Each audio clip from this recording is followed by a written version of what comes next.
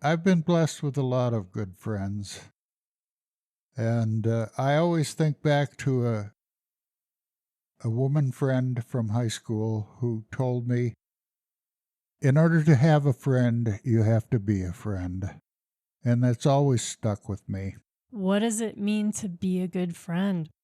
Boy, I've just always tried to be there and be helpful, and I always had beekeeping friends who were approaching me with questions of things that they couldn't figure out or weren't clear to them. And I could be a friend by being a friend, by answering those questions, by helping people to become better beekeepers. You probably recognize that.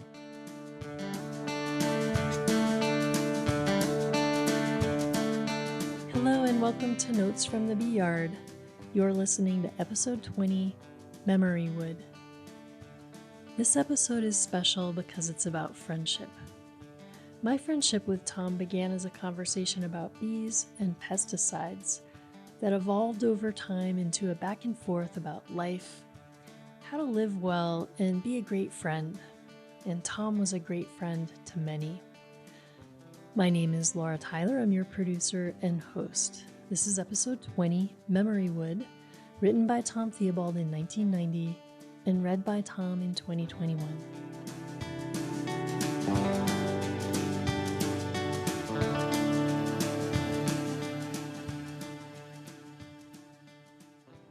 Several years ago, my sister discovered some reels of color home movies that my father had taken in the 40s. She transferred these to videotape and gave a copy to each of us. Some of the images were ravaged by time, but many were surprisingly clear. As Barbara and I watched the tape for the first time, a scene jumped out from the memory of a long-buried past. It was a little 5-year-old boy, aping for the camera, towered over by a giant, both bundled against the cold, loading their arms with firewood from the woodpile. "That's it!" Barbara exclaimed. "That's where it started." She was right, of course, and I thought of the days my dad and I had split firewood and moved it inside, of cheery winter evenings before television arrived, spent in front of the fire working jigsaw puzzles, of times when the power went out for days, and the fireplace provided not only warmth, but also hot food. No doubt, those early experiences were a seed. I'm a woodcutter by choice, as well as by necessity, and perhaps it's even in my genetic code. I love to see the winter heat stacked neatly out behind the house. It gives a special sense of security, like little else, a feeling of providing directly for my own welfare. And I love to heat with wood, to tend to the stove, to poke and prod and stoke, to smell the stew bubbling away, filling the house with tantalizing aromas. It's an odd quirk of nature that as the thermometer plummets far below zero, and most substances known to man freeze up solid, the woodpile begins to melt mysteriously. On these brittle cold mornings, a glance out the kitchen window suggests that some strange life form, stirred to action by the deep cold, is rapidly gnawing away at the neatly stacked ricks of firewood. In actuality, of course, the lair of the primordial beast is in the living room, and as the temperature drops to 32 below zero, as it did the Saturday before Christmas, the wood stove develops a ravenous appetite. It draws me like a magnet when I come in from the cold on these sub-zero days. Like slipping into a hot bath, the heat from the stove penetrates slowly, almost magically, to the very marrow, until I finally have to crab walk away lest scorching pants touch bare legs. Along with the heat comes the inevitable scent of wood smoke in the house. Some find that a deterrent, but I've always thought of it as pleasant. In fact, I've always felt a little sorry for those who spend their lives indoors where the air is filtered, scrubbed, and conditioned. It would be hard for me to imagine a home without a stove to stand and warm by. A life spent outdoors is spun with a spider web of fragrances, aromas, scents, and smells, which capture recollections in its sticky net. In spring, the new sun draws up a sweet smell of moist earth and new growth. October is frosty dawns on curing grass, a warm fall sun on flannel, leather, pine sap, sawdust, and chain oil. For October is the time for cutting wood. With the harvest over and the bees secured for winter, wood cutting gives me a new focus, gets me back outside and into the hills after so many hours trapped in the honey house. For many years, my friend Richie and I took thinning contracts, first with the city of Boulder on the Walker Ranch, and later with the Colorado State Forest in the foothills northwest of Niwot. I often stood on the edge of a contract before we started cutting. In my imagination, I masked out the heavy second growth, picturing the beauty of that scene from 140 years ago. The lower foothills must have been beautiful before the arrival of our civilization. Wildfires periodically race through, burning off the understory, the ground vegetation, and the seedling ponderosas. With progress came control of these natural wildfires, and seedling ponderosas quickly established themselves between the older trees, producing impenetrable thickets of weed trees which shaded out the understory and competed for water and nutrients. There was seldom enough moisture for these new forests, and disease and insects soon gained a foothold. On a contract, trees to remain were marked by the foresters. The rest came out, and the slash was cut below knee height and scattered. At times, because of age or disease, one of the older trees had to be removed. Woodcutters have come under considerable criticism in recent years. Supposedly they rape the land and leave a mess. We tried to do things differently. I never cut one of these venerable old giants without a certain sense of reverence, visualizing the span of history and the changes in the land below which it had observed.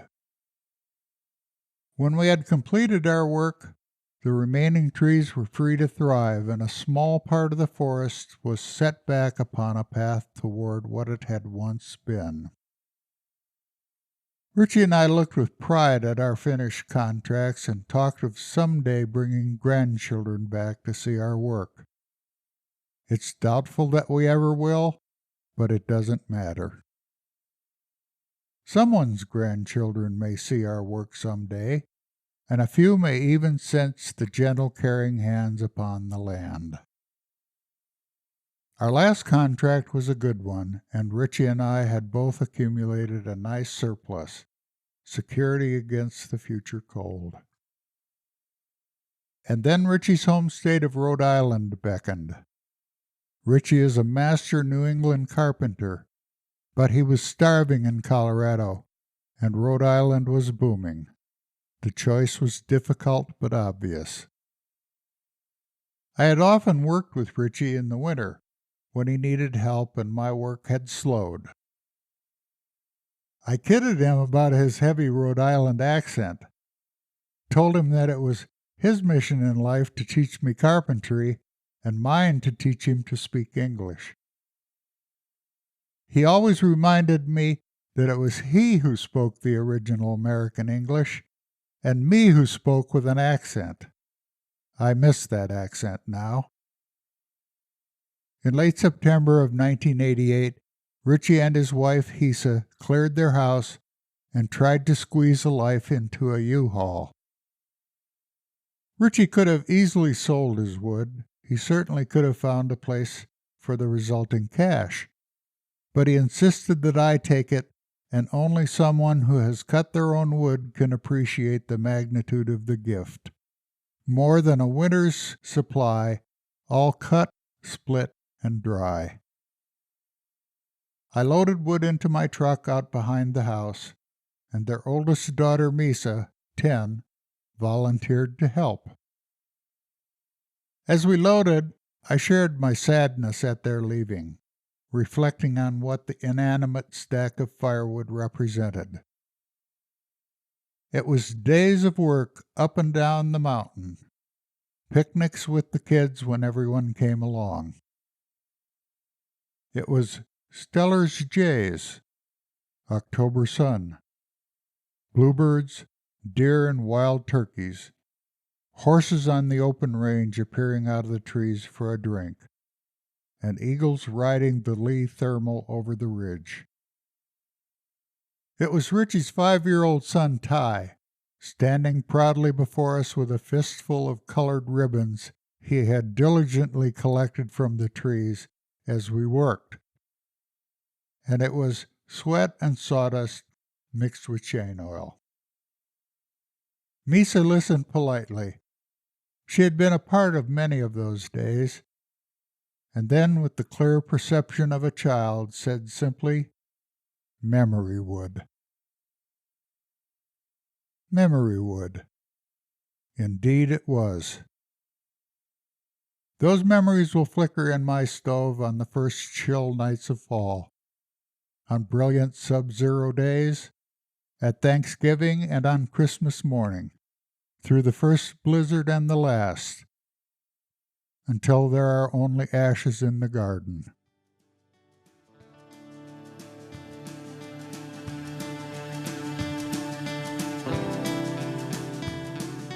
Tom, I love this piece. So many different reasons. You want to tell me what it's like for you reading this now? Well, Richie was a good friend. We spent a lot of time together. We were on the volunteer fire department together.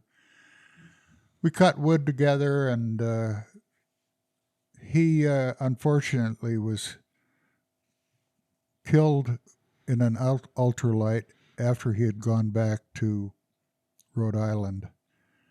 And I think of that wood, as his daughter described it, as memory wood. It brings back a lot of memories, and even more now that Richie is gone. So it's one of my favorites too. It isn't just firewood. It isn't just heating the house. It's much more than that. It's just so beautiful that the warmth of the wood is connected to this memory of your friend. Mm-hmm. Well, it represents the fabric of my life, really. Burning firewood, cutting firewood, is part of my attempt at self-sufficiency, but it also brings back some very cherished memories. Mm-hmm. I remember a time years ago, we were talking about meeting people, and I can't remember exactly how you phrased this, but it was something about not wanting to invest a lot of time in new people that you were just meeting because you didn't know how long that they would stick around. And then reading this story now, it's adding some depth to my understanding of that comment. Well, I remember one of the last conversations that I had with Hisa, Richie's wife. She said, "We'll be back." And I said, no, you won't. Because I knew that when they went back to Rhode Island, they'd be re-embedded in where Richie had grown up, and I didn't expect them to return. We'd had a good friendship, a good life together, but they weren't coming back, and I knew that. Mm-hmm. Reading your writing over a period of time, knowing you, thinking about friendship, and it's really striking me what an important role friends play in our lives. You know, we talk a lot about family and so on as being a support system, but in my experience here in Colorado, and I think it's part of Colorado culture, is that the friendships and the community really can step up in a beautiful way. Mm-hmm. I lost a good friend just recently who kind of epitomizes that. I had met him when he was a beekeeper. I was the president of the Boulder County Beekeepers, and he was running for governor. We developed a friendship that transcended the bees, because within a few years he was out of the bees. I was drawn to him because he was a man of character, and I could see that. He had strong convictions and strong beliefs. He was about 10 years older than me. But even after the bees faded, one or the other of us would always make an effort to contact the other, maybe once a year, no more often than that, just to get together for a cup of coffee and a donut, or just to catch up on the friendship. Mm-hmm. So another piece that strikes me about this is this almost impressionistic quality of memory. You speaking in lists about Steller's jays and horses coming down for a drink. I find that very moving. What's it like for you hearing that, reading that now? What do you think about it? I remember those scenes that I refer to specifically, clearly, and they meant something to me at the time, and they mean something to me now. Mm-hmm. Cutting firewood is like taking on another job. It's How so? It takes time, effort. It just doesn't come easily. I mean, easily enough you could order a truckload of firewood and pay for it, but it's not the same. And I've cut firewood all along the Front Range, from the Walker Ranch all the way up to the northern border of Boulder County, and in various conditions. Some years when I was cutting greenwood, and greenwood is really taxing because it's so heavy. And cutting a load of greenwood is much more strenuous, much more tiring than good dry pine. When I was burning pine, I sometimes felt like a fireman on an old locomotive, standing there shoveling the firewood into the stove because it consumed that pine so rapidly. Yeah, well, it sounds like Barbara noticed that you like to cut firewood. Oh, sure. That's a reason for her comment. She would kid me about it. Yeah, I was going to say, how would she tease you about it? She was always there to help, but she spoke jokingly about it from time to time, about how much effort I put into the firewood and how important it was to me. Yeah. So, Tom, is there anything else about memory wood that you want to share with us and the listeners? I don't just write for myself. I write for all those other unknown friends who are out there, then and now. I've been very fortunate. I've been surrounded by good friends who were always willing to help me, who appreciated the friendship. Is there something different about beekeeping friends from your other friends? Yes. I mean, I have friends for a lot of reasons, but the beekeeping is something that we share. It's something that you can't always express well to non-beekeepers. It's something that beekeepers have in common. It's a common language and a common approach to life. Mm-hmm.